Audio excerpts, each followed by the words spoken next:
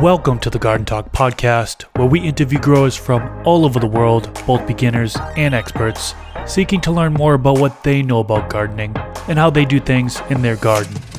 What's up, everybody? If you that don't know me, my name is Chris, aka Mr. Grow It, and you're tuned into the Garden Talk podcast. This is episode number 106. In this episode, I interview Dr. MJ Coco. Many of you caught the episode I did with him last week where he talked about growing in Coco coir. Well, he's back again for this back-to-back episode special, and this week he's going to talk all about LED grow lights, another area where his knowledge goes deep. Not only does he talk about LED grow lights versus other types of lighting, but he also gets into things to look for in an LED grow light. He talks about the grow light calculator he created, talks about some of the best LED grow lights on the market today here in 2023, and so much more. I do have a quick announcement that I wanted to mention before we get into the episode. I have launched a Clips channel on YouTube. So basically these Garden Talk podcast episodes will be cut down into smaller clips, bite-sized chunks, and they'll be on that Clips channel, new clip every single day. So check out that channel, simply search Garden Talk Clips. I also have a link in the YouTube description section below. I want to acknowledge that one of my goals for this podcast is to bring free information about gardening, all plants, to the general public. That being said, I'd like to thank the sponsors of today's episode who helped make that goal possible. Thanks to AC Infinity for sponsoring this episode. They have two different series LED grow lights, the Ion Board and the Ion Grid. The Ion Board fixtures are board style and use Samsung LM301B diodes, while the Ion Grid series has an open center design and uses Samsung LM301H diodes. I'll have a link in the description section below so you can learn more about these grow lights. And the discount code MrGrowIt15 works on both Amazon and their website, acinfinity.com. And we're back. Welcome to the Garden Talk podcast. Today I am joined with Dr. MJ Coco. How you doing today? I'm doing great. Thanks for having me back on the show. Yeah, back-to-back episodes. First time we've ever done that on the Garden Talk podcast. If you guys missed last week's episode, I sat down with Dr. MJ Coco and we talked about growing in cocoa. A lot of good information. And then you also have a lot of knowledge when it comes to LEDs. And that's what I want to get into in this episode, because really lighting in general, I know we can narrow down the focus. Lighting is such a broad topic, right? So if we can narrow it down to LEDs, but I'm sure there's going to be some overlapping with other lighting as well. But yeah, looking forward to picking your brain on this one. Yeah, it's, understanding light is something that a lot of farmers take for granted because you're growing outdoors under the sun. It's something that I didn't think about a whole lot until I became, an indoor grower. And indoor growing, understanding how to deal with horticultural lighting and what we need to understand about it and, how to effectively deploy it. As we were talking in the first episode we did, the cost of running those lights is just such a huge part of sort of what we're doing as growers, that really understanding what light is, how light works, what we need, how to get it, can really improve the efficiency in your grow. Definitely a key component of the grow, that is for sure. So I'm excited for this one. But first, can you introduce yourself for those that didn't catch the first episode we did together?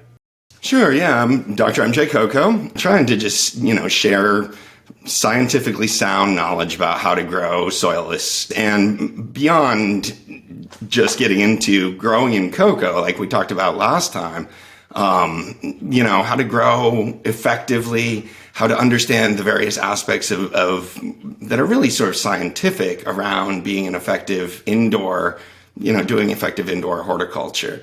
So not just sort of understanding fertilization, root health, irrigation, those kinds of issues, different grow media.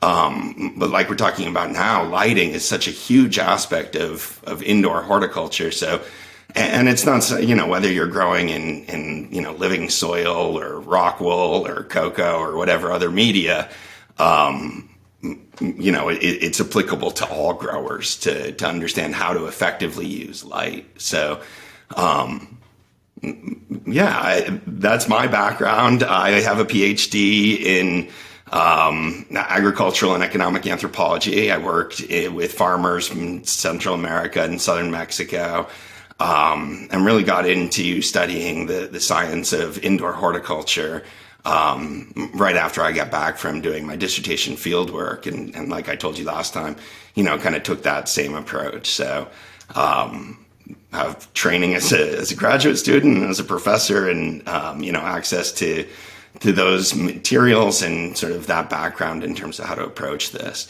One of the things when I really started getting into the online growing community was the amount of bro science, the amount of sort of things that weren't valid that a lot of growers believed in and still practice,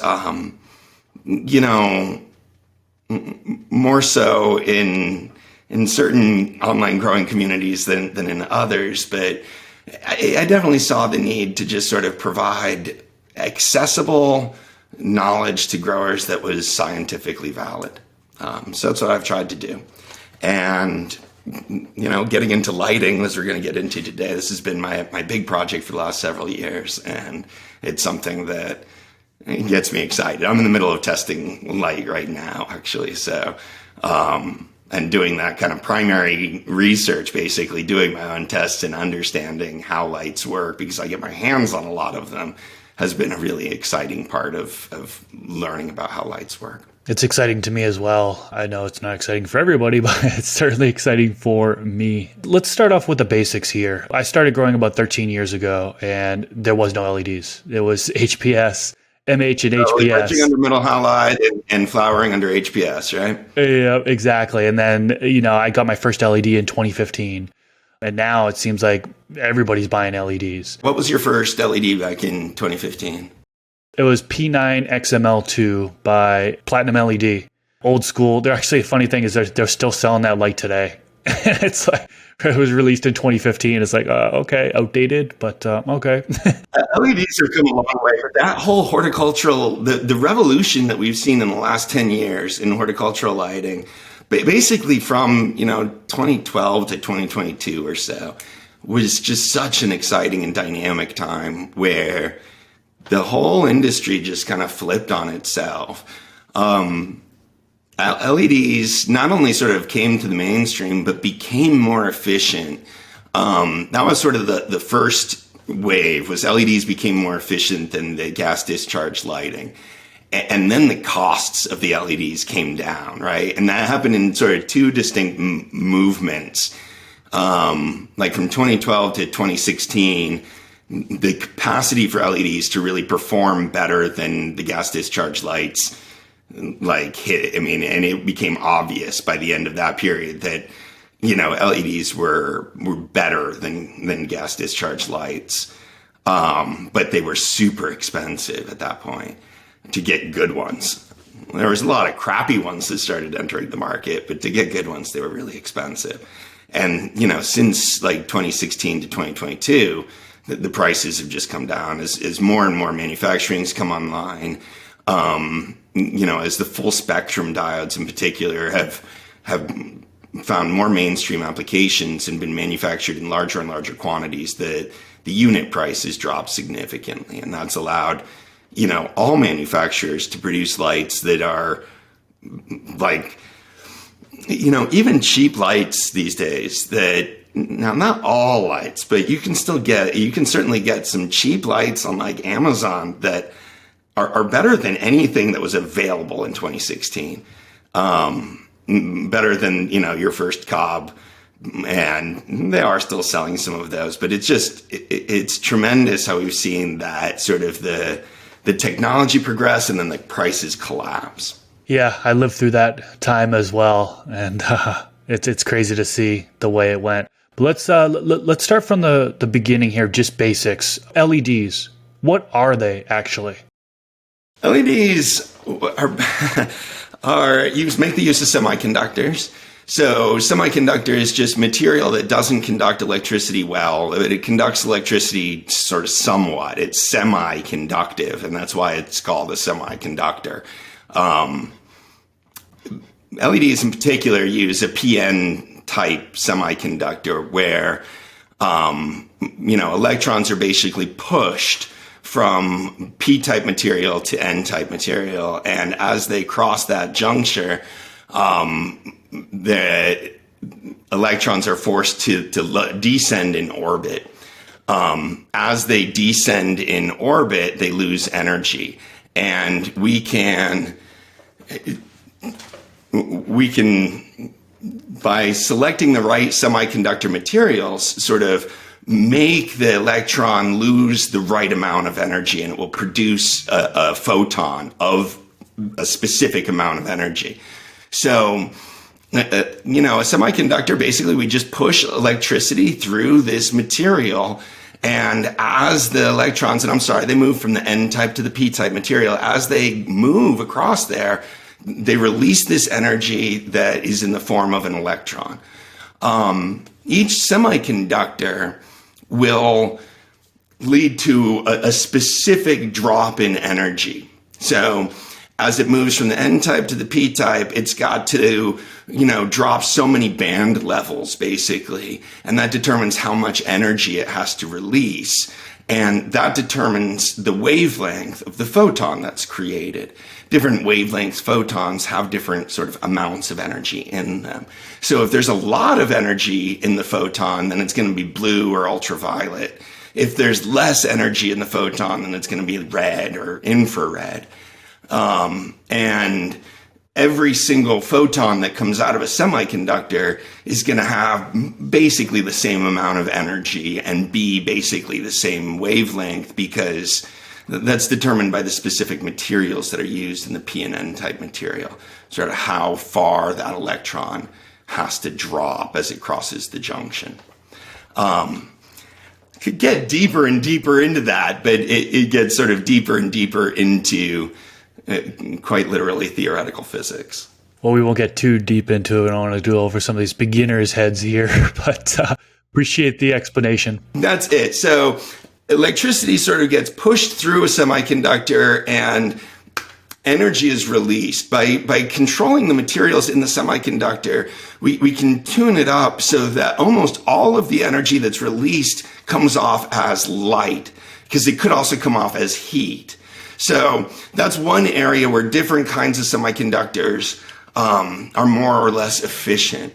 And in, that first part of the sort of historical trend, right, where we're going from like 2012 to 2016, we saw tremendous gains in the semiconductor materials that were used to really make it so more and more of the energy was being released as light, and less of the energy was being released as heat.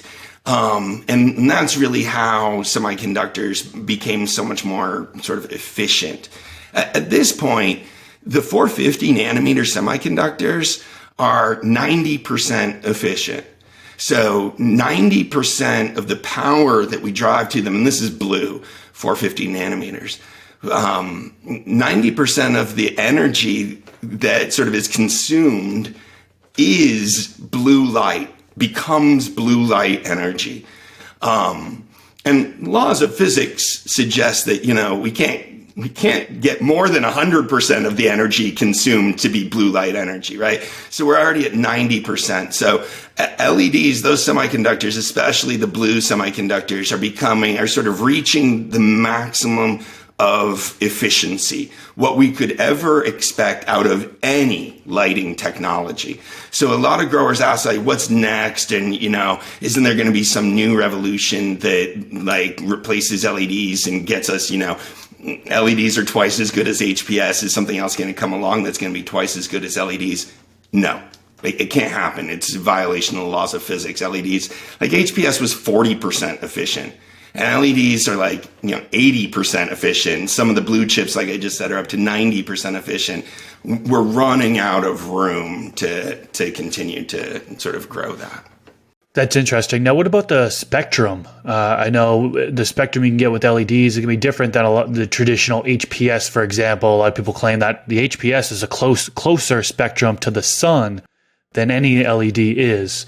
Talk to us about like the spectrum differences between LEDs, what you can get out of LEDs versus what you can get out of some of the other traditional lighting. So each semiconductor creates one wavelength of light. That's it. So a 660 nanometer, semiconductor creates photons from like 655 to 665 nanometers, but they're all right in this really narrow little range of spectrum, right? The 450 nanometer semiconductors are almost exactly at 450. So like every photon coming out of that, they're monochromatic. They create one color of light.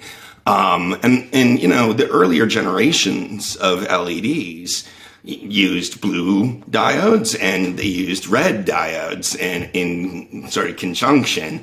And that's why, because you have semiconductors that create blue light and you have semiconductors that create red light.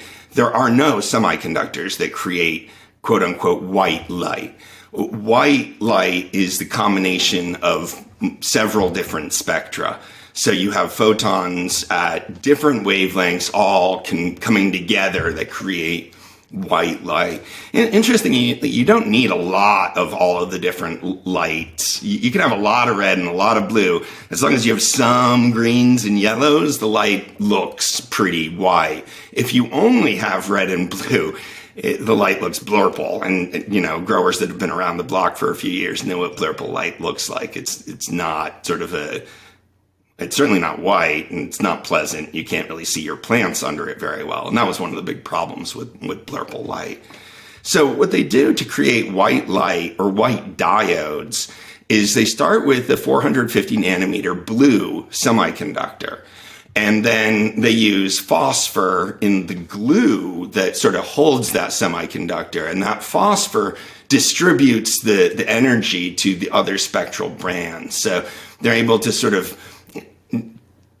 what you're basically doing there, blue photons at 450 nanometers have a lot of energy. Red photons at like 650 to 700 nanometers have less energy. So when you push those blue photons through a media like phosphor that sort of strips them of some of their energy, some of those photons become redder, and it sort of diffuses the light through the spectrum to create that white tint. Now, all full spectrum diodes are heavy on blue because they are blue semiconductors.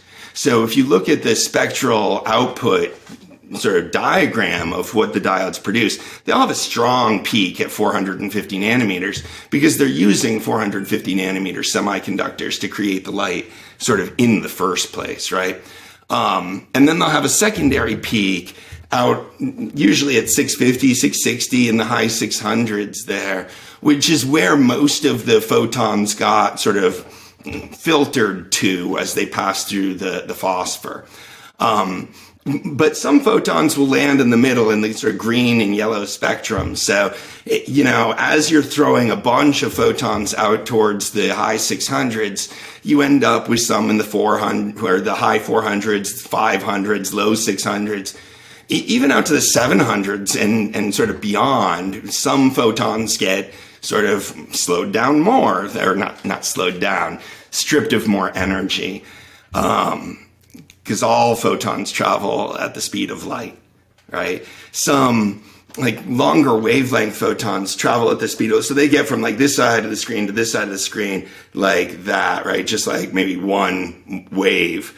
Like 800 nanometer or, you know, 650 nanometer. But then you get like 450 nanometer, right? 300 nanometer. You have to like start vibrating more in the same space. Now, every single photon gets from here to here in the same amount of time. So if you have to do 20 vibrations, that's more energy than if you only have to do one vibration in that time, right? So blue photons vibrate faster than red photons in that case, but they all travel at the speed of light.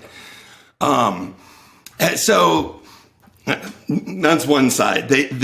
Now, light like HPS or the other, you know, gas discharge lights, they create light in a different way. They basically heat up elements that create different gases. And then they bombard those gases with electrons. As the electrons hit different gases, they gain energy. And then as they fall back down to their original energy level, they release photons. And since those collisions happen somewhat chaotically, that, you know, they go to different heights and they fall down at different heights. So they create a blend of photons across different spectra. And to change the spectrum in gas discharge lighting, you change the gaseous elements that are going to be vaporized. So, sodium and different mercury and different things can be vaporized and bombarded. That's the way fluorescent lights work too. Fluorescent lights vaporize mercury and then bombard it with photons, and the photons sort of hit it, they gain energy, and when an electron loses energy, it will release a photon. That energy becomes a photon. So that's one side of it, very different. The other thing we can do with LEDs is we can target spectra. So we can create a diode at 660 nanometers. And grow lights all use, not all, but almost all of them use 660 nanometer diodes because, the full spectrum are really 450 nanometer diodes that are throwing some portion of their energy out to the red, but not enough. They're strong in blue and sort of weaker in red. So grow light manufacturers add red to their, add specific red diodes, which are super efficient. The red diodes are only like 70% energy efficient. But since red photons have less energy, you actually get more photons per watt with a red diode than you do with a blue diode. So like the best blue diodes are like 3.2, 3.3, like the best. Blue diodes, 3.2, 3.3 micromoles of photons per watt of energy. The best red 660 nanometer photons are over 4 micromoles of photons per watt of energy, even though they're less energy efficient. So basically 4 micromoles worth of red photons have less energy than 3 micromoles of blue photons. But plants don't really care about that. The plants care about how many photons are hitting them. Plants care less about sort of how much energy is in each individual photon. Plants respond just as well to a red photon as they do to a blue photon. So one thing we're able to do with LEDs is give them more red photons, which we're able to create really efficiently, and sort of spike our efficiency numbers by targeting the red photons with a specific semiconductor that very efficiently creates those photons, and they're not filtered through anything. Gas discharge, if you want to change the spectrum, you either change the elements that are getting heated and that the electrons are colliding with, or you filter the light with various things. And anytime you filter the light, you lose efficiency. So the ability of LEDs to create any specific spectrum of light is one of LED's significant advantages, really, because we can target things. I think we need to at least mention the other side of this, which is sort of like, what spectrum do we want for different plants? What spectrum are we trying to create? And, there's still some really exciting research on that, really exciting research into how much far red light might be beneficial for plants, for example. But the best research suggests that plants want at least a distribution of light energy sources such that, the pluripoles weren't terrible in that they did target sort of the 450 and the 650 ranges. So they weren't sort of just drilling in on one photo system. They're activating both. And, plants do better really with a full spectrum light, but they're most photosynthetically responsive to the blue light and to the red light. Adding green and yellow light, the primary importance of that is for us as growers to be able to see our plants better. If we grow just under blurple, blue, and red light, it's really hard to identify like plant nutrient deficiencies, pest issues, overall plant health issues, because you just don't get to see your plant very well. But in terms of photosynthetic response, plants grown under blurple lights do pretty well, vis-a-vis plants grown under full spectrum lights during vegetative growth. Plants grown under monochromatic light, so only blue or only red light, don't do very well during vegetative growth. During flowering or reproductive growth, for most plants, there's less significance on spectrum, more significance on flux. So how much light the plant is harvesting, as opposed to what specific sort of qualities the lights are. I know a lot of growers think that the specific spectrum that you give, especially during the flowering phase, is going to be sort of the key to harvest quality or to getting the best out of your plants.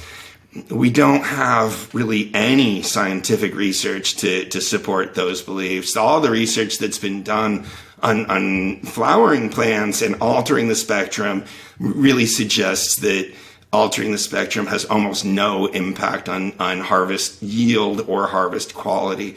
We do know that during vegetative growth, plants will respond differently to red heavy spectra versus blue heavy spectra. So if we red shift our vegetating light, then the plants will grow lankier. Evolutionarily, red light is usually filtered through something, so it sends a signal to the plants that you're growing under somebody else, you better kind of get taller and get up above them. So they try to stretch more, often in a way that we as growers don't want. They become too sort of stretched out and lanky. So we don't want to put them under too much red light. That's why back in the days that we did HPS and metal halide, we'd veg under metal halide. It's not because metal halide were better. It's because metal halide have less red in them and the plants wouldn't sort of grow too much. A lot of growers got the idea that we switched to HPS because like HPS was better spectrum for flowering. That's really not true. HPS are more efficient than metal halide. And plants don't really care what spectrum they're flowered under. So if we veg plants under HPS, they'd grow too lanky. So that was the problem. So we'd veg plants under metal halide, and then we'd switch them to HPS because HPS is more efficient. Not necessarily because it's going to produce sort of better harvest quality. It would produce higher yields, but the higher yield was because of the increase in efficiency for the same sort of wattage output. So I just want to say that we want to distribute the light. Understanding something about spectrum, especially during vegetative plants, vegetating growth is important. But I think a lot of growers sort of think that there's some magic in spectrum during flowering. We don't have anything in sort of the scientific data that suggests that that's really the case. I appreciate you getting into so much detail in regards to spectrum and clarifying some things that were incorrect over the years. Now, let's get into kind of what to look for in an LED grow light. There are so many different things that you can look for. I know you created a grow light calculator, which is awesome. Hoping you can talk about that here. But, what should folks be looking for? Since you mentioned spectrum, you already talked about that as something to look at and what to look at within the spectrum. But PAR, efficiency of the fixture. I mean, we can go on and on. What are kind of like the top things people should look for? Because there are so many different things. People get confused pretty easily when it comes to shopping for an LED grow light. So break it down for us. So first, we just got to break light into two parts. Light is a particle, light is a wave. So far, we've been talking about light as a wave. We've been talking about spectrum. We're talking about different nanometers of wavelength, red light versus blue light, how all that. That's all light as a wave. Light is also a particle, photons. And what really matters, that side, flux, what we call flux, the amount of photons basically that are hitting the plant, the amount of radiated energy that's going to be hitting the plant. That's more important for almost all reasons than spectrum. I think a lot of growers get caught up thinking about spectrum and they think about different colors of light and all of this, but the overall amount of light is what ultimately really matters. Almost every grow light has a decent enough spectrum. I don't sort of knock a lot of grow lights because they have a terrible spectrum, but I'll certainly knock them because they don't produce enough photons or they don't have enough efficiency in producing their photons. So we want to talk about counting photons and understanding how many photons your grow light will sort of produce, because there's a number. And when we're talking about micromoles, we're talking about a number of photons. So think of it as a quantity of light. So every grow light can produce a certain quantity of light per second. Okay? And that's what we call the PPF, the photosynthetic photon flux. That total amount of light that's created per second, there's different ways to measure it.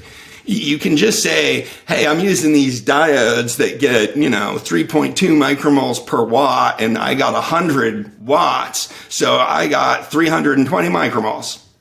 You could just do a calculation like that, right? A lot of grow light companies do exactly that. And when you see a number often advertised for their PPF, that's just a calculation of what the diode could theoretically do times the number of watts that are being driven through this fixture. And it's kind of BS because it's not reality. So we call that the calculated PPF, right? Because it's not measured. It's just what they do based on the published numbers of the components that they're using. The other thing we could do to measure the amount of light that a grow light fixture creates is we could stick it in a device called an integrating sphere. And an integrating sphere measures what we call the total PPF. It actually counts each photon that comes out of that fixture, each and every photon, no matter where it goes, basically, unless it hits the grow light fixture itself, because it's in the integrating sphere and gets converted to heat by hitting the grow light fixture itself, it's going to be counted by the integrating sphere. So we call that the total PPF. And a lot of better grow light manufacturers will sort of have their light sphere tested, and then they'll report a sphere test number, usually out to 2 or 3 decimal places. So if you see a sphere test number, they're going to advertise something like, our fixture gets 2.379 micromoles per joule. They're not just going to say 3.4 or whatever. They're going to sort of have that sort of finer granularity because they actually ran a test and they actually have something that they're reporting there. But we don't grow our plants in a sphere. We don't grow our plants on the inside of an integrating sphere. We grow our plants usually in a grow tent. So a sphere is an over count of how many photons will actually hit your plants in a grow tent. So if you want a better understanding of sort of what a grow light is going to be able to deliver to the canopy of your garden, then you want to look at a PAR test result. A well set up PAR test can measure what we call the usable PPF. And the usable PPF is the number of photons that actually are going to hit the plants in your grow. That's what I try to measure in my PAR tests. So you set up a fixture and the way it could be used, and then you measure how many photons actually arrive to the canopy of that space. So what we're doing there is we're using a quantum sensor or a PAR sensor, which is actually measuring PPFD. The D stands for density. So the sensor doesn't count the total number of them. It doesn't know the total number of them. It just knows the number that are hitting the sensor. And it says, well, this is how dense the photons are that are basically hitting this sensor. If we take a good sample across a PAR test like that, then we can extrapolate from that density across the area, the size of the area that we know, and that gets us to the quantity, the overall quantity of light. There's a lot into PPF, but PPF, whether it's calculated PPF, whether it's total PPF, or whether it's usable PPF, are metrics to describe the total amount of light that a fixture will produce. And that's what our calculator sort of fundamentally works with, because the amount of light that a grow light fixture creates determines how much area that grow light can cover at a given density, a density of light. So if you have 1,000 micromoles of light and you want 500 micromoles per square meter of density, and you had perfect distribution, which isn't realistic, but just to say you had perfect distribution, then you could grow with 2 square meters, right? Because you have 1,000 micromoles divided by 2 square meters would be 500 micromoles per square meter. That micromoles per square meter is the ppfd measurement. And that's basically how we go from an amount of light. We have an idea of how much density we want to grow with, what the plants can tolerate, and so how much space a different grow light will be able to cover. The grow light calculator sort of works with those numbers. So if a grow light will tell you something like this grow light gets 2.8 micromoles per joule, and that might be all you know about the grow light, you should assume that that number is a calculated PPE, that's photosynthetic photon efficacy, but it relates to ppf, which is the total amount of photons. So you can take that 2.8 over to our grow light calculator. Take that 2.8 and plug that into the micromoles per joule tag, and then how many watts does the grow light say it has? It's a 100 watt light. Just for simplistic reasons. So you'd put that in the watt field, and then you'd put the cost, which it just needs to do the cost efficiency. And then you'd be able to select, is this total PPF? Do I think that they actually did a sphere test? I'll call it total PPF. Do I think that this is just a number that they calculated? I'll call it calculated PPF. And the calculator will make its own conversions based on, all right, if that's calculated PPF, this is what we would expect it to be able to do in terms of usable PPF. That's one of the big things that the calculator does, is convert between those different types of PPF. And then some actually more simple calculations about how much area could this grow light cover? How much could you reasonably expect to harvest from such a grow light? Because all of that really is a function of the amount of light that you're providing to your plants. So we can have a fairly good estimate of your harvest potential, not your sort of guarantee that you'll actually hit that, but what your harvest potential is, how much coverage you could get, and break down, how efficient the light is and whether or not it's a good deal. So that's what the calculator is designed to do. And that's it. The number one thing, if you're out there shopping for a grow light, that I think you should pay attention to is the PAR map.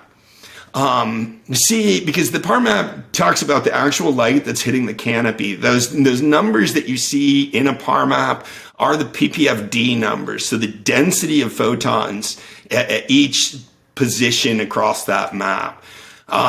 Good distribution.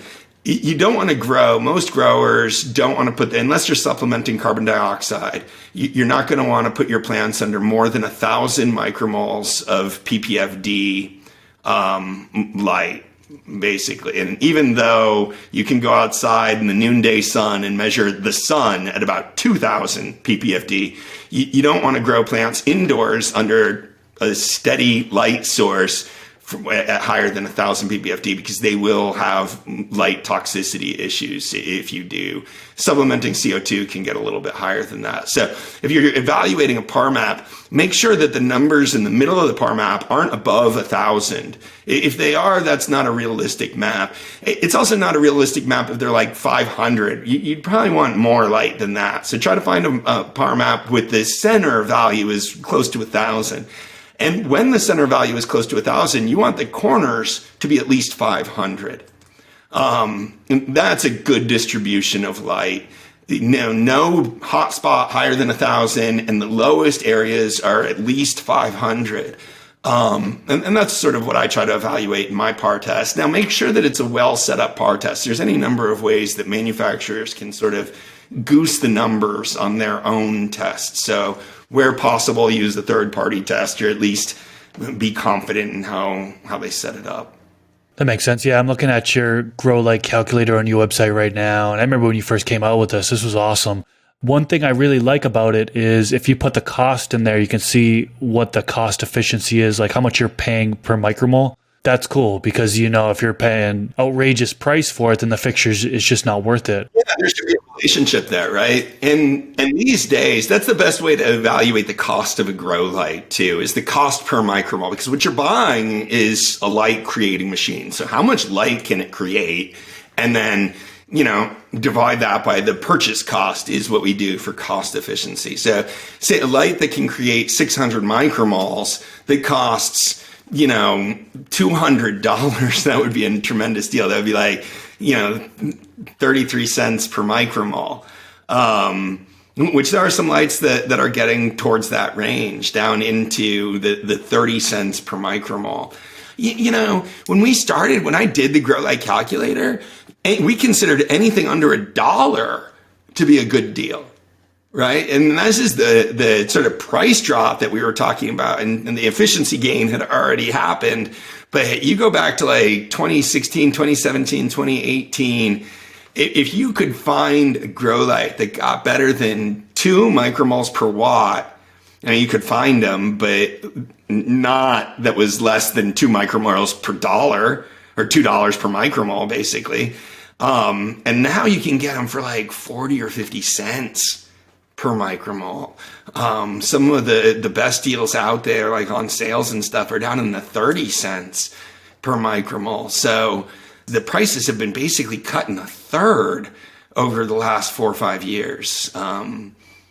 Really sort of tremendous. Yeah, it's really incredible to see that huge price drop, and it's a lot better for consumers, of course, because they're spending less money on these grow lights. It's creating new problems. 4 or 5 years ago, I could basically assume when I'd start talking to a grower that they were underlit. Every grower was underlit, didn't have really enough light. It's really actually hard to be fully lit with HPS lighting because it's just one bulb in the center, and the reflectors aren't that great, and it creates that central hot spot, and it's just hard to get sort of a good distribution of light. So you'd always sort of end up with, good light in the middle and crappy light towards the corners if you were in a single fixture space. And growers under LEDs 4 or 5 years ago, man, they were all buying the lies that this 100 watt light was 1,000 watt HPS replacement or whatever, and everybody was underlit. But since the efficiency's gone up and the price has come down, more and more growers are not only fully lit, but they have the capacity. We want to be a grower that's fully lit, but you have the capacity to be overlit and to be actually. I'm running into more and more growers now that are creating light tox situations for their plants. So that used to not be a thing, really. Especially amongst home growers, it wasn't a thing to be sort of bleaching your buds because you actually, unless you were HPS and you knew you were too close to the damn HPS, but not just because like you had too much LED light in your tent. So it's crazy how that's happened, but growers can definitely be fully lit, and we're seeing home growers pull down tremendous numbers because, they're great distribution of light across their tents and really, good numbers. Not too much heat either, which is sort of the other side of that. So you talked to us about things you can look for in an LED grow light. Let's talk brands. So neither of us have any exclusive relationships with LED grow light companies, so we're free to talk about whatever brands we want, however we want to talk about them, which is fantastic here. So let's talk brands. What are some of the top brands or model lights here in 2023 that you recommend people to check out? It kind of depends on your price point, to be perfectly honest with you. I definitely think there's ways to waste a lot of money on lights. I think there's a lot of expensive lights on the market that, for me, don't justify the return on investment. There is no return on investment. So to be aware of sort of that side, due to the changes in the market over the last, like we've been talking about, decade, you can get really decent quality lights for not a lot of money. And there's no reason to pay sort of a tremendous premium. 5 years ago, there was a reason to pay a tremendous premium for LED lights because the difference between the top of the market and the bottom of the market was really significant. And the only way you could get the high efficiency fixtures was to shell out sort of the premium prices for those products. A lot of those companies are continuing to try to demand a premium price, but they're no longer offering sort of a compelling advantage over lower cost competitors. So, just to be aware of that, I see a lot of growers and I'm thinking, man, you didn't have to spend that much. I mean, this is really even more true in the commercial side of growing now than in the home grow side, although I think it's sort of true on both sides that there's a certain sense of luxury pricing where people think that if I'm spending more for something, I'm getting a better quality product. In the end, I think, you want to pay attention to these sort of statistics that we've been talking about, making sure you're getting a quality fixture.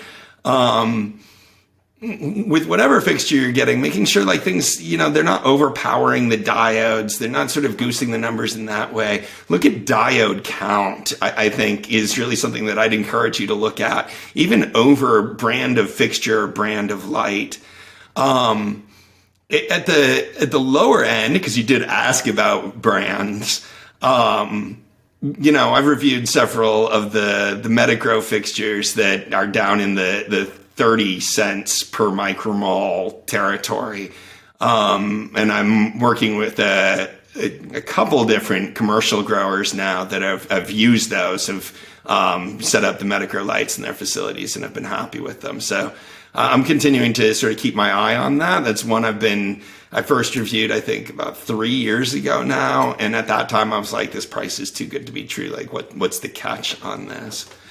The more mainstream discount brands, Mars Hydros, your Spider Farmers of the world, those they do a lot of direct marketing. They do a lot of marketing through Amazon. They have a pretty big chunk of the home grow market in terms of market cap. A lot of their fixtures are pretty decent.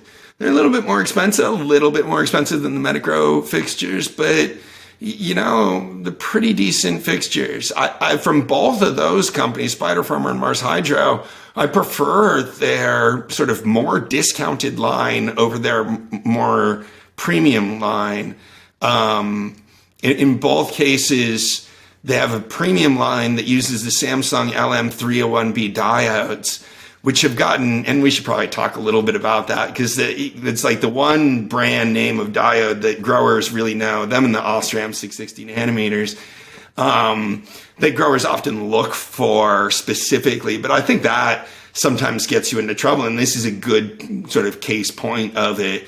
Spider Farmer and Mars Hydro both have their top end product lines that use the Samsung LM301H and Osram 660 nanometers. They have reasonable diode quantities and sort of a higher price tag. Both those companies also have sort of a more discounted line that uses bridge-lux diodes. And they use like 3 times as many bridge-lux diodes as they use of the Osram diodes. Granted, the bridge-lux diodes are not as high or rated for as high of wattage, but they're still powering them at a lower percentage of the rated capacity than they are of the Samsungs. And that makes the bridge-lux diodes ever so slightly more efficient than the Samsung diodes in their top end sort of model lines. So even though the diodes themselves aren't quite as good, they're using so many more of them that it ends up being more efficient because you're powering them less. And when you power a diode at a lower current, it's more efficient. When you try to like step on the gas, you just get more light, but at lower and lower efficiencies as you step on the gas harder. So those are interesting sort of things to think about, even amongst different brands. Moving up sort of a little bit from there, and I can justify some of these fixtures in terms of different features and different sort of options and things that they have. Worked with Photontek. The Photontek is Lumatek in the rest of the world. They have nice fixtures. They're like 50% more than the Mars Hydro Spider Farmer fixtures of the world, and they're like 60-70% more than the Metagrow fixtures. Sometimes even more than that. So, at a certain point, it becomes hard to justify anything kind of above there. There's certainly companies that are trying to market higher quality lights or other gimmicks in lights. But, the real differentiation is what we talked about. How many photons can you create and how well do you do at distributing them across the grow space? Every other thing that grow light manufacturers are trying to do, we were at MJ BizCon, and you'd see all these grow light manufacturers that have like angle, they can adjust the angle on the LED bars so you can like tilt them back and forth like that.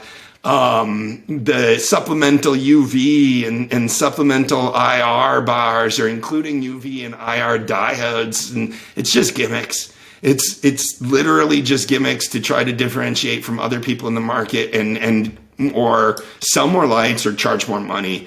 A lot of talk about tunable spectrums and, or proprietary spectrums, or it's just mumbo jumbo. It's not related to anything. It's marketing babble. Pay attention to how many photons are created, how efficient it is, and how much it costs. How hard the diodes are driven is probably the next most important factor to consider. So how many diodes there are in total and how much power is there. You want to have, 3 to 4 diodes per watt is a good sort of rule to just take to evaluating like any standard grow light. And there may be reasons that I would agree that you'd accept lower than that depending on what the diodes were. But in general, you want 3 to 4 diodes per watt. If you have less than that, you're going to burn out your diodes faster, regardless of what brand the diodes are, and you're not going to run as efficiently. Sort of more diodes than that, you may increase the longevity of your light. But all LEDs are going to sort of lose efficiency through time. So if you buy an LED and you're running it at 100% out of the box, you may need to supplement light after 5 years or replace it after 5 years. A lot of the commercial growers I work with, we plan so that they're only running it at like 85% out of the box and can ramp up power over the next few years to extend the life of their fixtures. Hopefully I said enough about brands in there. Do you want to add anything or any specific brands that you'd like feedback on? Well, yeah, I was going to ask you about like what I kind of call the big three coming out of China. You already kind of touched on Mars Hydro, Spider Farmer, and Viparspectra is the other one I kind of want to name that they're coming out with really cost efficient. Not like the other. So that's really, there's a real relationship between Mars Hydro and Spider Farmer. Viparspectra is a completely different entity. I think of them slightly different, although I like the new Viparspectra bar lights. For home growers in particular, I think that they are actually better than the better at distribution because they're a little bit bigger than the Mars and the Spider Farmer fixtures. I agree. I should have brought them up. I also think they're a good source of even smaller lights, which is another interesting point. 2x2 grows or down in that area, I would use a little quantum board. If you're in a 3x3 or a 4x4 or a larger space, I would go with an LED bar fixture, not a quantum board style light or a cob or whatever. But LED bars are sort of considerably more efficient and better at distributing the light. Well, what I was going to ask you about with those three brands in particular is some of them are coming in. You can buy like the KS5000, for example, from Viparspectra, which I ran for several grows and I love it as well. It's like $500, to cover a 4x4 or a 5x5 grow space. Now, there are some American brands out there, such as like Chiltech and HLG, for example, who for that same grow space, they have prices that are a lot higher, upwards of $1,000 to cover that size grow space. Is it worth it to be spending hundreds of dollars more for these American brands? I mean, I suppose to a certain extent that might depend on what you're spending the money for. It's important to sort of recognize the components and a lot of the manufacturing are still being done overseas, even for a lot of the American brands. They're distributed in the United States, but often manufactured overseas anyways. It's hard for me to justify spending twice as much. It's hard for me to ever justify spending even more than twice as much, which some of those lights cost.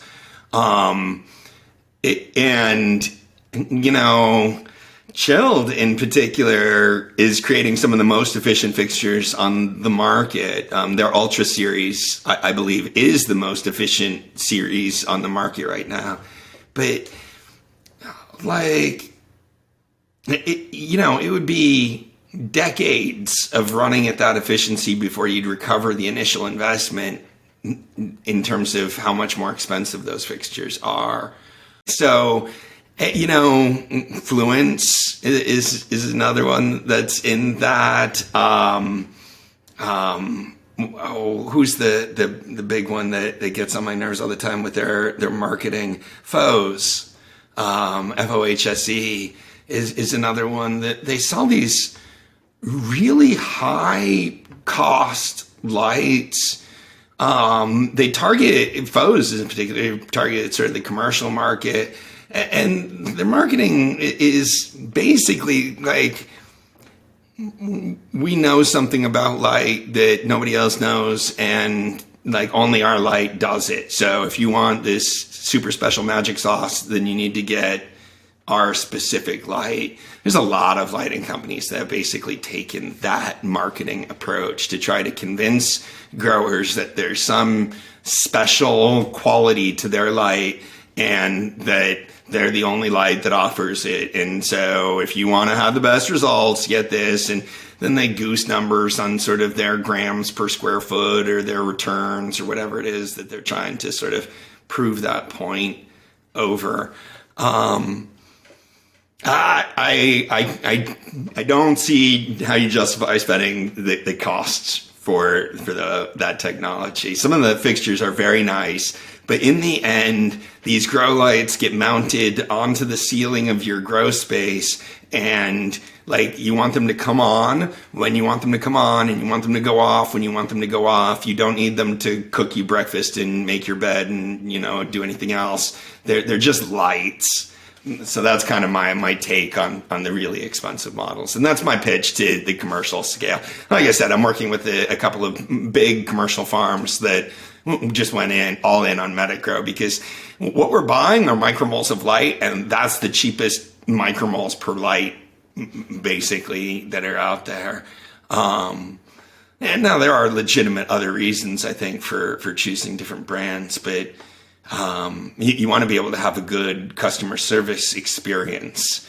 And that can be a challenge depending on who you're working with, and if you're working with a dealer that can actually get responses from these organizations, from these different companies.